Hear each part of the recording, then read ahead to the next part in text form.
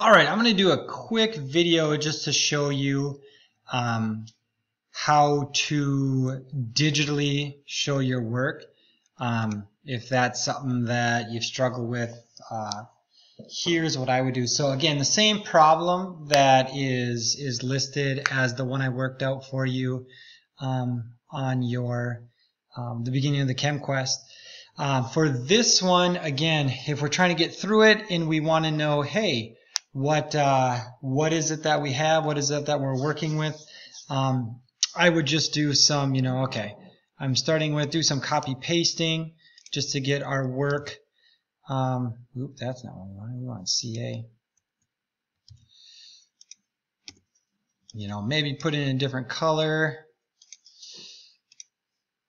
right? And this, isn't necessarily the work, but getting the arrows, and then we end up with CA, CL2.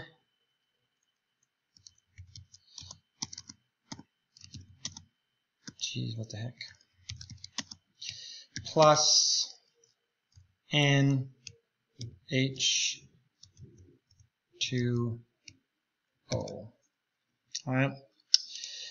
So then, if we're thinking the law of conservation of mass, we could show, all right, if I started with 8.24 grams of that guy has to equal the combination of these two. And it says that that guy is, that the anhydrate, that one is 5.00 grams.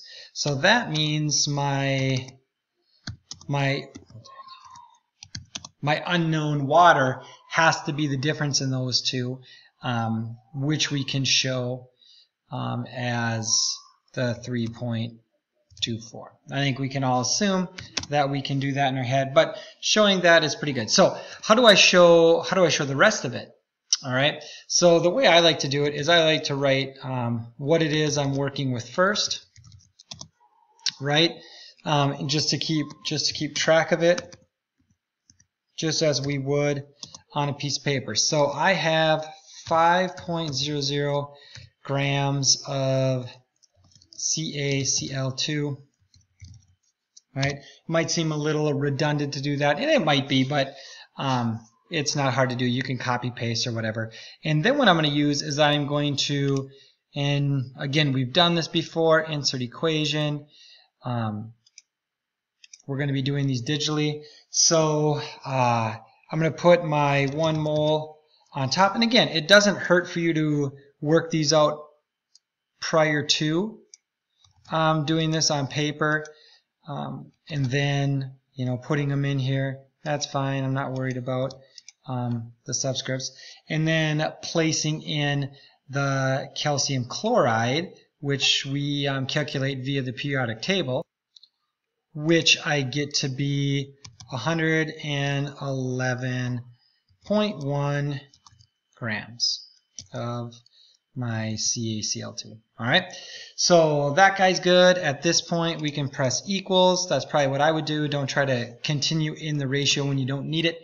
And what we end up with is if we take our 5 divided by our 111.1, we end up with 0.0450 moles of our calcium chloride. So there's one. I like to keep them in line, so I guess the next one I would do is kind of the same thing, just do it with water. So do my H2O. Again, this might be a little redundant, but whatever helps you keep track of what you're trying to do is only to your benefit. But this part is the part that you definitely need to do, right? So toss in, either you can grab this and copy it and edit it, or you can just go back up, grab a new equation, say, yep, I want that. And again, 1 mole of H2O on top. Oops, I pressed down. They don't like down.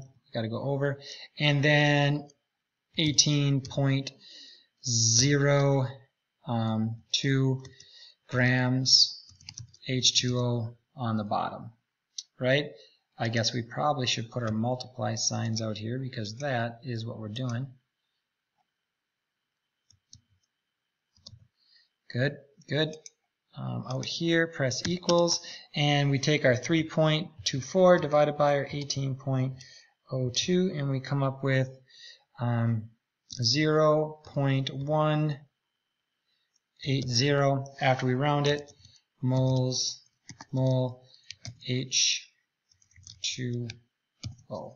Okay?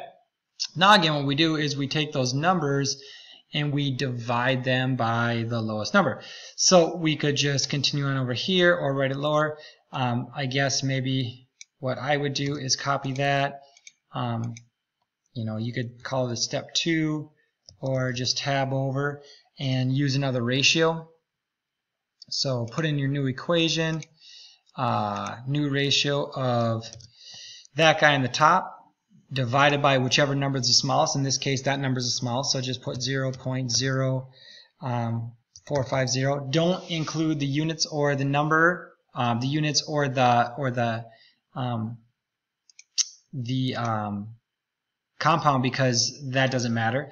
So this guy is equal to 1.00 moles of CaCl2.